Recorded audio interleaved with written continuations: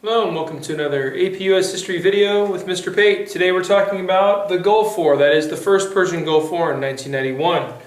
The essential questions we have for today: why did Iraq invade Kuwait? And why did the coalition win decisively? Alright, let's get after it. Throughout the 1980s, most of the 1980s, you had a war between Iran and Iraq. Iran was Shia Muslim dominated, and Iraq was Sunni Muslim dominated, even though it has, as we know today, a sizable Shia population as well. They went to war. Part of the reason definitely was this religious split within Islam. And they're going to fight throughout the 1980s. And when they're done fighting and they have a ceasefire finally and end the war, Iraq has lots of debt problems. We see so often economic problems and debts cause wars. Well, Iraq had these huge debt problems, and most of the money they'd borrowed was from Kuwait and Saudi Arabia. I mean, tens of billions of dollars owed. And they just said, well, we fought Iran, you guys are Sunni predominantly, and we fought Iran who's Shia, so you should be thanking us and just forgive all the debt. And they were both like, no, we're talking tens of billions of dollars, we're not going to do that. So Saddam resented this. Oil disputes developed with Kuwait and the UAE, but specifically with Kuwait, which was their neighbor, and they said that Kuwait was drilling diagonally underground into an oil field they had right on the border. They said Kuwait should have, actually been just a part of Iraq because of its historical being a part of the province of Basra. They said that Kuwait should have given them a bunch of debt relief. And then they also said Kuwait was producing too much oil. And this is their concern, this is their gripe with the UAE also, that the US, that Kuwait was producing way too much oil, which they were, above what the OPEC agreements were, and that caused the price of oil, along with the global demand dropping somewhat, to drop almost from just below $20 a barrel to 10. Oh, if we had that today, huh?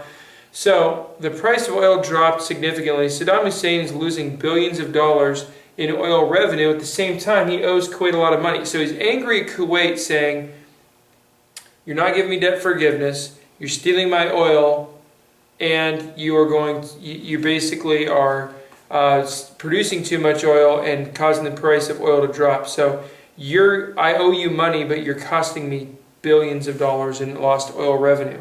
And this is a time that Iraq has heavy debt as it is. So this is a big problem. Now, this in no way justifies it, but I'm just giving you background on why Saddam's going to attack. So he ends up demanding $10 billion from Kuwait in damages and lost earnings.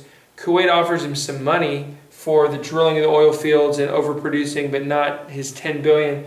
So they launch an attack. Now, they had diplomatic discussions as tensions rose with members of the Arab League, all these countries surrounding Iraq, with the United States specifically, and people did not assume that an invasion was imminent, even though they had massed 30,000 troops and some tanks down on the Kuwaiti border. Now, Iraq at this time had the fourth largest army in the world, around 1 million troops. They had over 500,000 reservists additionally. They had 4,500 tanks, hundreds of airplanes, and a couple hundred attack helicopters. So they had a lot of equipment, a lot of troops. Kuwait had 16,000 troops and a couple dozen planes. I mean, it's just not even close. So when they invade Kuwait, in 12 hours, they're basically going to have control of Kuwait City. The royal family of Kuwait flees, and a lot of their governmental ministers flee to the south into Saudi Arabia, and their troops put up a little bit of a fight, but it's not even close. So what's going to happen? Iraq has control of Kuwait almost immediately. Saddam puts one of his relatives on the throne, so to speak, as a governor, comes up with a puppet government, and of course the United Nations is going to condemn this. Now this is an interesting period for the United Nations because frequently they're going to condemn things or fail to condemn them and nothing happens, or they just say economic sanctions. But this is a time that's not a normal time, and there's a reason. Iraq has a decent percentage of the world's oil. So does Kuwait. Kuwait is a major producer of oil. They have a small country, but they have a ton of oil. And so, he had taken over another percentage of the global known oil reserves at the time. But here's the other problem. Saddam starts menacing, moving troops and equipment down to the southern border of Kuwait, menacing towards Saudi Arabia, which both Kuwait and Iraq have a huge border with. So, diplomacy of the rest of the world fails. The Arab League tries to intervene. The United States tries to intervene. Other countries, France, Soviet Union at this time still, it's about to collapse but not yet. Great Britain, all these countries are attempting to intervene because they have some serious concerns. If Saddam Hussein was to take control of Saudi Arabia, now he would have over half of the world's oil reserves that were known, because Saudi Arabia is number one by a lot. So if he took this over, now he'd have so much money, you can imagine what that could do for him. He would have so much money, so much control of oil, he could almost economically bend the world to his desires. And he would be able to buy so much military equipment that was high grade from countries that might be willing to sell it to him. Of course, not like the United States, but what if China or the Soviet Union, China was his main supplier as it was, and the Soviet Union had given him a lot also, what if they gave him a bunch of military equipment because they needed cash, for instance? Well, so he could become a very serious regional threat. And we're talking about a guy whose idol was Joseph Stalin, so not a guy to be taken lightly. So this launches when diplomacy fails. The United States, under President George H.W. Bush, is going to send over 500,000 troops to Saudi Arabia under what they call Operation Desert Shield, which is basically defending Saudi Arabia. And diplomacy is still attempting to get him to leave, Saddam to pull the Iraqi forces out of Kuwait. And they needed an unconditional, complete withdrawal from Kuwait is what they're looking for. Now, one thing that's interesting about this time, this is very different from the Second Iraq War, where you have a few coalition partners go in. You have a ton of countries go in. Saudi Arabia has some troops, but not a lot. They're going to front $35 million of the bill along with Kuwait. Japan and Germany are going to front about $10 billion of the eventual $60 billion cost to the United States because their constitutions didn't allow them to send troops at the time. You're going to see tons of countries from Europe and the Arab League are going to contribute troops because everyone sees this could totally destabilize the region, which has all the oil. And that's, you take a country like Japan, Japan's desperately dependent on oil reserves, just like the United States. So people around the world cared, and you had a huge coalition of nations involved. Now, while the United States, out of the 1 million coalition troops, is going to send almost 75%, there are a large chunk of troops coming from other countries, and money being sent, and aircraft, and all this stuff. So, you have U.S.-led coalition, truly. Desert Shield protects Saudi Arabia. A deadline is given of January 15th that Iraqis need to be out of Kuwait or else. The next day, Operation Desert Storm is launched. You have in the Red Sea over here in the Persian Gulf, a lot. You have 2 different Navy carrier groups. You have another one in the Mediterranean that all are in range and have permission to use, say, Jordanian or Saudi Arabian airspace to launch cruise missiles at targets in Iraq. This is not a fair fight. Saddam has some planes, okay? But what's going to happen is they're going to first target, certainly military installations, but anything that has aircraft. Government communications, they're going to take that out. But anything that has aircraft that Saddam could use, missile capabilities, anything they can find, they're just launching missiles off of ships and then also using stealth bombers, which were very new at the time, and they're going in and just picking apart targets.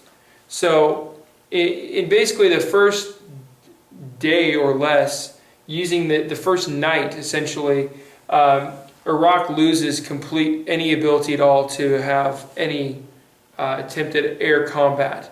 And now they're reduced to anti-aircraft fire against U.S. planes.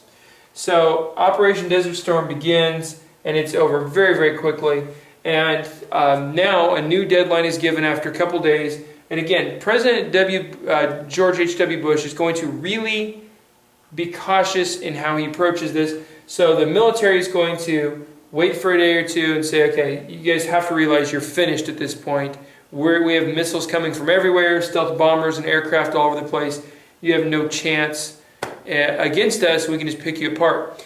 So they wait for a couple days, and then they're going to give another deadline and say, you've got a week basically to give up and get out of Kuwait, or else land invasion begins.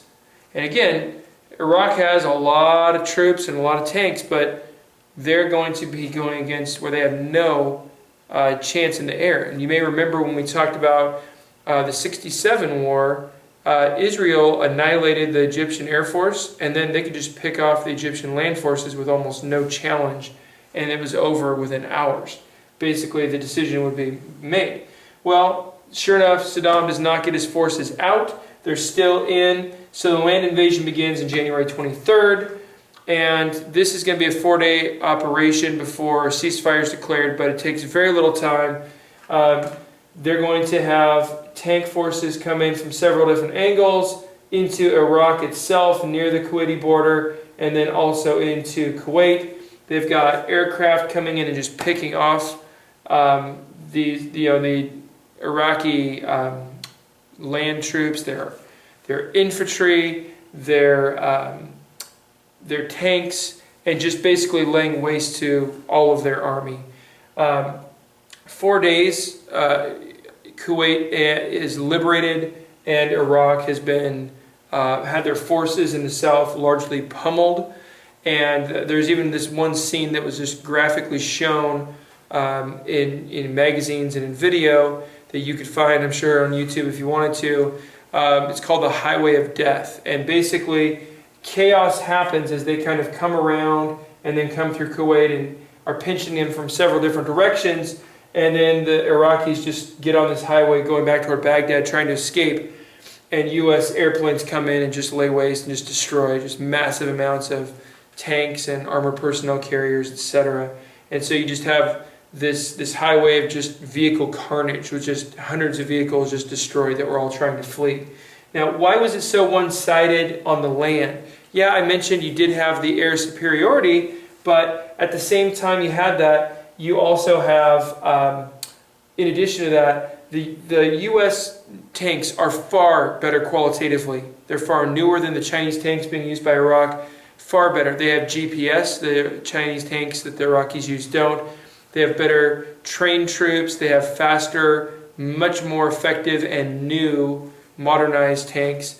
And so it's kind of like older generation versus the top of the line cutting edge stuff. It's not even close.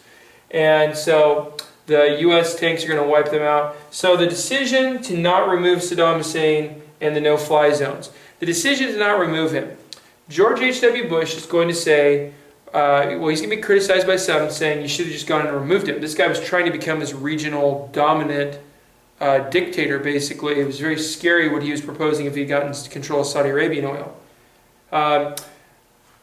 Bush said the coalition probably would have, later on he said the coalition probably would have fallen apart if we had gone in and invaded Iraq trying to take out Saddam Hussein. And he said, you know, we lost 146 American lives, and we would have been talking a massively larger death toll had we had, you know, basically if we'd had to go in and get rid of him, it wouldn't have been 146 and about 200 total for the coalition. It would have been vastly higher. Total deaths, it's not even close. It's 146 Americans, about 200 coalition troops total, versus around 30 to 35,000 is the estimate dead Iraqis, plus about 75,000 wounded Iraqis, versus 200 total for the coalition. So and some of those are friendly fire. So basically you can see how the air superiority and missile technology just wiped out the Iraqis there. What Bush decides to do instead is he encourages rebellion from within. You have Shia, as you may know today, Shia Iraqis down in the south, and you had this kind of smaller minority group called the Kurds up near the Turkish border. This is Turkey up here.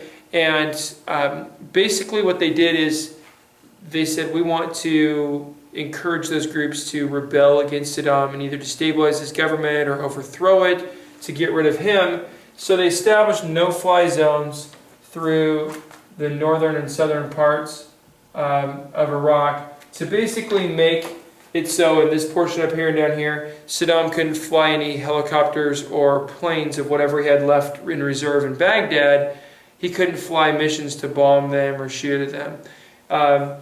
And so they maintain this, and they have coalition pilots flying through in that area when that's going on.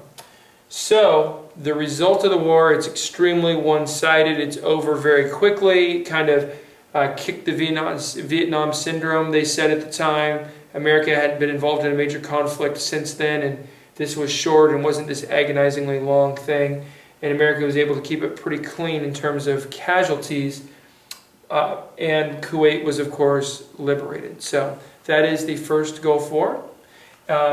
Why did Iraq invade Kuwait? It was about debt and money and oil production. Why the coalition won decisively? Huge advantages in all kinds of military technology. That's all the time we have for today. Stay classy.